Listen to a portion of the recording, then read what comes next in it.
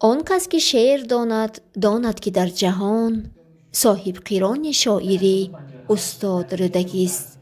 چنین فرموده است نظامی عروضی سمرقندی. این است که همه ساله اهل علم و ادب تاجیک سنه 22 سپتامبر را همچون روزی بزرگداشت شاعری توانا، قافله سالار و بنیادگذاری ادبیات فارس تاجیک ابو عبدالله رودکی قید میکنند. از این لحاظ هر سال اولین تدبیر محفل علمی ادبی کافدرای فیلولوژی تاجیک و زبانهای شرقی خارجه نیز به این نابغه بزرگ بخشیده می شود و این عنعنه امسال نیز ادامه یافت که این نکته را مدیر کافدرای نام برده دکتر فنهای فیلولوژی در سند خواجه قلوف نیز در نطق افتتاحی خود در تدبیر بزرگداشت رودکی که در فاکولته فیلولوژی دانشگاه دولتی سمرقند دایر گردید قید کرد. از سبب آن که در سال خوانش نو این اولین تدبیر محفل است، او یک مهمانان چاره‌بینی، ایجادکاران معروف و شخصان رسمی را به دانشجویان کورس یک معرفی نمود. سپس ویدیونواری که به حیات و فعالیت ابو عبدالله رودکی بخشیده شده بود پیشکشی حاضرین گردانیده شد. ادبیات شناسی ورزیده پیریکار و فخر و افتخار کافدره پروفسور صدری صدیف به سخن برآمده عاید جهت‌های خاص و پهلوهای مختلفی حیات و ایجادیات رودکی حرف زد. به دانشجویان اعضایان محفل ادب از ایجادیات شاعر نمونه ها قرائت کردند. ایجادکار معروف ناشر پوبلیسیست آزاد حمیدزاده به سخن برآمده درباره اهمیت آموزش ایجادیات رودکی که بعد 1000 ساله ها امروز ها نیز قیمت خود را گم نکرده است نطق ایراد کرد. رهبر مرکز ملی و فرهنگی تاجیک و تاجیک زبانان ولایت سمرقند شهرت صمدов بعدی به حاضرین معرفی گردیدن رشته سخن سپاریده شد. او نیز عاید ایجادیات رودکی نقطه نظری خود را ابراز داشت و در خاتمه با کافدره به همکاری ها آماده بودن مرکز را خاطر نشان نمود. با تدبیر تشریف فرمودن رودکی انیقترش سیمای رودکی با نقش آفری دانشجوی فعالی فاکولته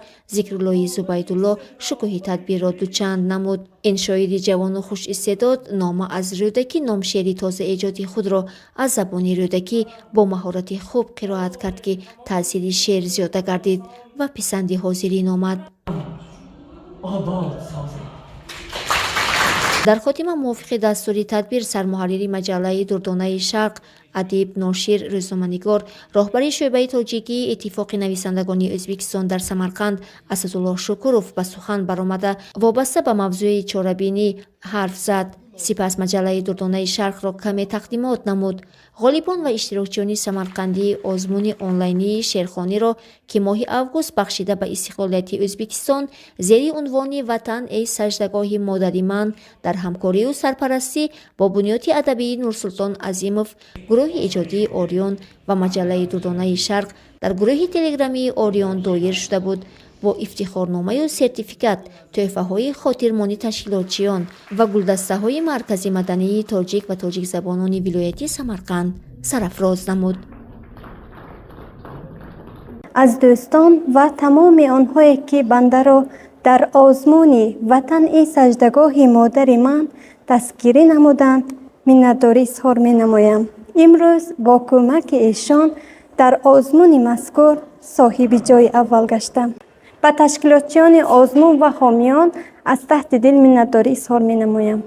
البته برای هر یک ایجادکار این باعث افتخار است، باعث ممنونیت است که در وصف وطن یگان سخنی گوید و ما هم از اون خوشبخت هستیم که در وصف وطن یگان شعر خواندیم و این شعرخوانی ما را حامیان تشکیلاتچیان آزمون قدرشناسی کردند. سر اول به مخلصان که اینجا به قبل لایک خود را گذاشتند و ما را دستگیری کردند تشکر و منتداری اظهار میکنیم. گفتن هستم که برای هر یک شخص در دلش سخن نهفته بهر وطن هست، اما نه هر کس آن را ابراز کردن میتواند و هر کسی که اینجا در آزمون شعر خواند من فکر میکنم از نام تمام همین اهالی تمام مردمی که در ازبکستان همیشه بهار ما زندگی میکند از نام تمام آنها سخن شعری گفتند.